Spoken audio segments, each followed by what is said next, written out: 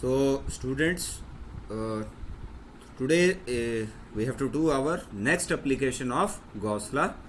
Gauss law की जो next application है वो आज हम कर रहे हैं और ये बहुत ही इंपॉर्टेंट एप्लीकेशन है.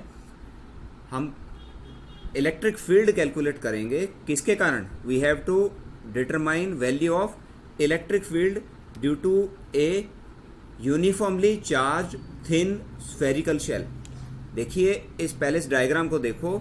इस डायग्राम में क्या दिखाया है? देखिए ये जो रेड कलर से आपको दिख रहा है, रेड कलर से, ये एक हमारी रेड स्फेरिकल शेल है जिसका रेडियस कितना है? Capital R.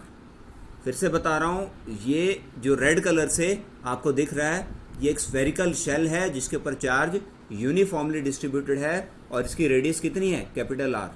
इस पूरी शेल के ऊपर चार्ज डिस्ट्रीब्यूटेड है यूनिफॉर्मली. हमें इस चार्ज स्फेरिकल शेल के कारण इलेक्ट्रिक फील्ड बताना है. कहाँ पर? अलग अलग पॉइंट्स पर. एक पॉइंट तो P है आउटसाइड द शेल, दूसरा पॉइंट P है, P डैश है दूसरा पॉइंट इनसाइड, और थर्ड कोई भी पॉइंट जो कि शेल के ऊपर है. फिर से बता रहा हूँ, हमें इस चार्ज स्फेरिकल शेल के कारण इलेक्ट्रिक फील्ड बताना है. कहाँ कहाँ?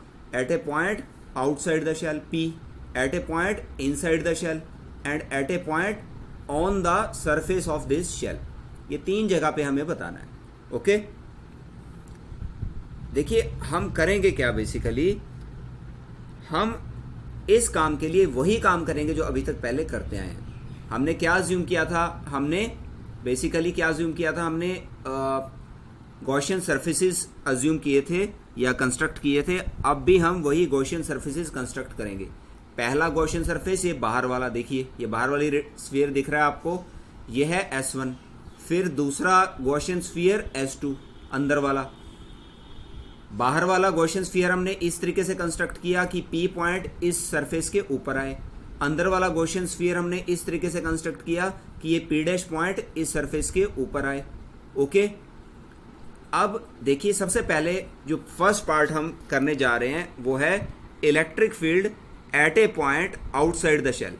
ये जो P पॉइंट है आउटसाइड द शेल, यहां पर हम इलेक्ट्रिक फील्ड कैलकुलेट करेंगे. ये हमने गॉसियन स्फेरिकल जो सरफेस S1 अज्यूम किया है, ये इस पॉइंट P से ही पास कर रहा है, मतलब P पॉइंट उसी इस S1 गॉसियन सरफेस के ऊपर है. अब देखिए हमने इसका एक पहले छोटा सरफेस लिया DS. इसका DS vector outward, E vector और DS वेक्टर सेम डायरेक्शन में. इसको बताने की जरूरत नहीं है कि कैसे सेम डायरेक्शन में, बहुत बार इसके ऊपर चर्चा हो चुकी है. ओके तो पहले तो इस सरफेस के लिए हम इलेक्ट्रिक फ्लक्स कैलकुलेट करेंगे. कौन सा वाला? ये वाला S1 जो स्फीयर है बाहर वाला.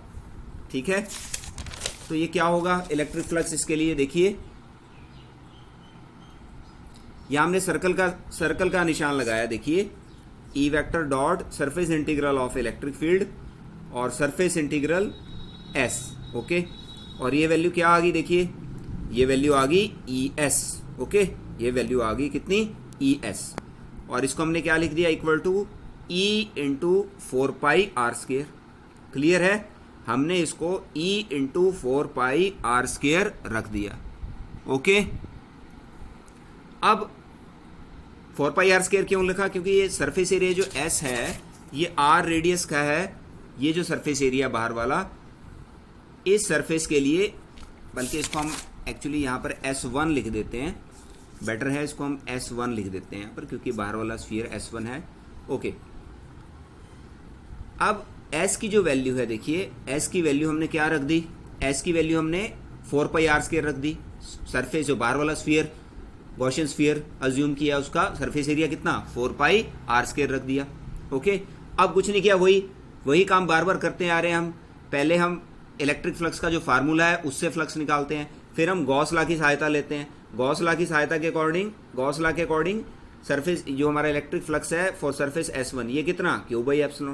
Q क्या है? Charge on the spherical shell. और ये बन गया कितना? अगेन इसको खोलेंगे तो ये बन जाएगा, सरफेस इंटीग्रल खोलेंगे तो ये E इंटू 4πr², और ये कितना? Q/ε. अब इसकी वैल्यू कितनी? E equal to Q/4πε r². Okay देखो हमने क्या किया है, बेसिकली ये इसकी वैल्यू हमने अभी लिखी है। इलेक्ट्रिक फ्लक्स का जो फार्मूला है उसकी सहायता से इलेक्ट्रिक फ्लक्स बाहर वाले स्फीयर के लिए कितना, E इंटू 4πr²। और जो गॉस लॉ है, गॉस लॉ के अकॉर्डिंग जब हमने वैल्यू देखी तो कितनी, Q/ε। तो हमने दोनों को इक्वेट कर दिया, तो वैल्यू कितनी बनी, E/Q/4πε/r²। ये वैल्यू बन गई।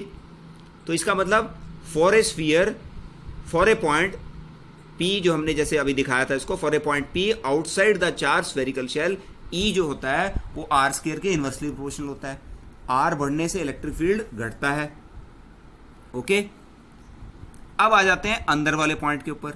हम बी पार्ट कर रहे हैं। बी पार्ट में आप देख ही रहे हैं क्या लिखा हुआ है, electric field at a point on the surface of the shell.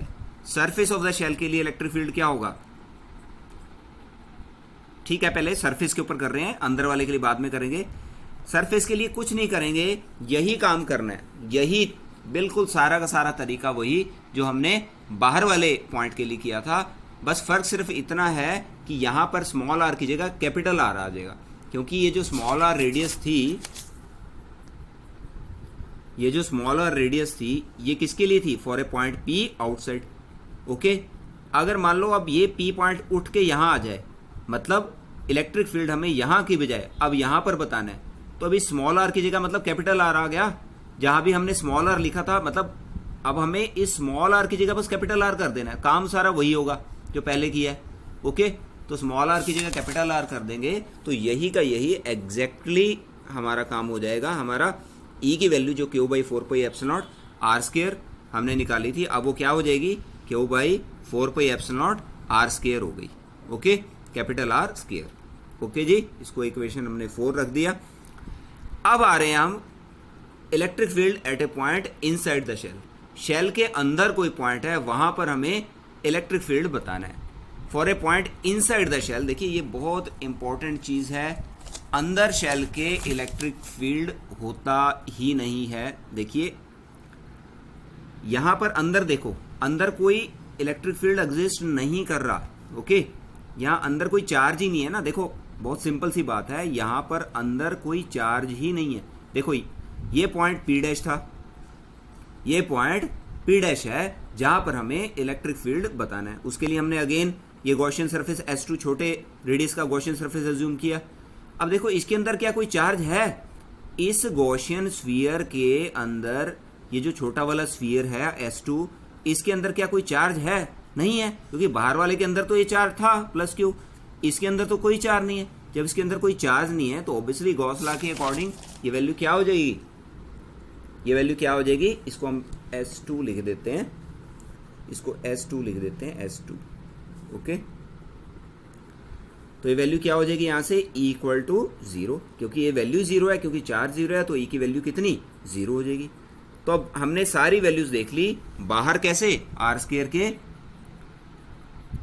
है R² के इनवर्सली प्रोपोर्शनल, और सरफेस के ऊपर कितना, सरफेस के ऊपर है Q/4πε/r², और अंदर कितना, अंदर किसी भी पॉइंट पर, अंदर का मतलब कोई भी पॉइंट अंदर हो, शेल के अंदर कोई भी कहीं भी कोई पॉइंट बैठा हुआ है, वहां पर इलेक्ट्रिक फील्ड कितना होगा, 0। तो हम अब एक काम करते हैं, अब ग्राफ ड्रा करते हैं, या लिख देते हैं,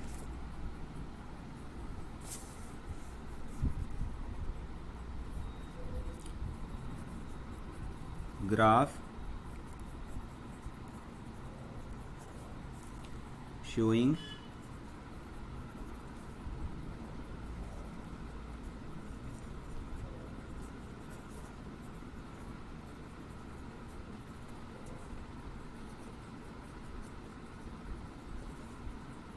with distance from center of shear।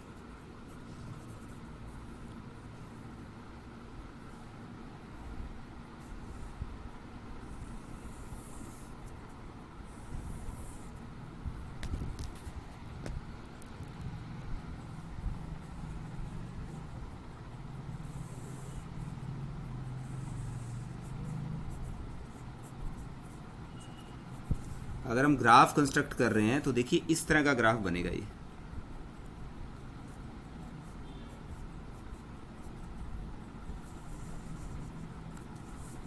यहाँ पर अंदर हर जगह इलेक्ट्रिक फील्ड कितना 0, और यहाँ कितना R इक्वल टू R, और यहाँ पर electric field is inversely proportional to R square.